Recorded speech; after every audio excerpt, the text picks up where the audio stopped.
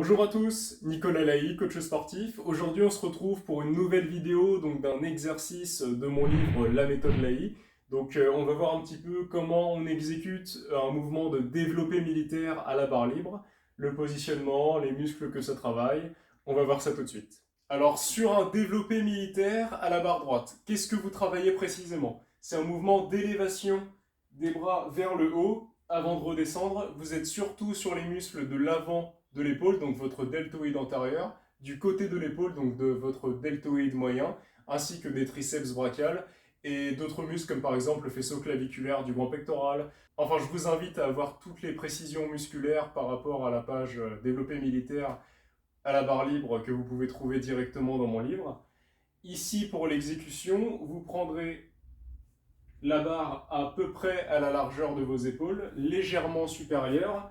Vous allez pousser pour installer la barre directement sur le haut de votre poitrine, donc pas sur la clavicule, juste en dessous. Vous êtes ici les coudes rentrés à l'intérieur, c'est très important. Surtout ne pas les mettre ici à l'extérieur, car vous êtes sur un effort musculaire inutile qui abîmera à coup sûr votre épaule. Donc vous rentrez les coudes au maximum vers l'intérieur, vous inspirez, vous pouvez vous aider d'une légère flexion des jambes. Donc j'inspire, flexion, et j'expire en poussant la barre au-dessus de ma tête avant de redescendre. Donc pendant l'expiration, qu'est-ce qui se passe? Vous devez serrer vos abdominaux, serrer vos fessiers et regarder bien droit devant vous jusqu'à pousser la barre, bras tendus et enfoncer la tête dans vos épaules. Si je vous remontre, on inspire, petite flexion, tête dans les épaules et je redescends. Je vous en fais quelques-unes.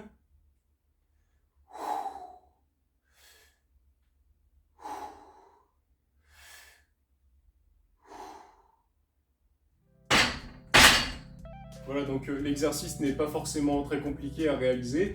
Il faut surtout penser à ne pas perdre la contraction au niveau de vos abdominaux, car si vous la perdez, vous allez pencher le dos en arrière et venir un peu trop accentuer la cambrure lombaire, ce qui peut emmener à des douleurs de pincement au niveau de vos disques.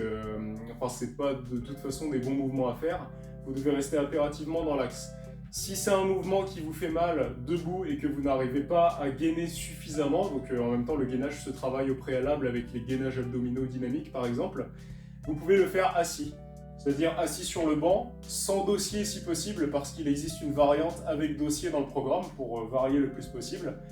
Juste assis avec la barre, et vous venez effectuer le même mouvement.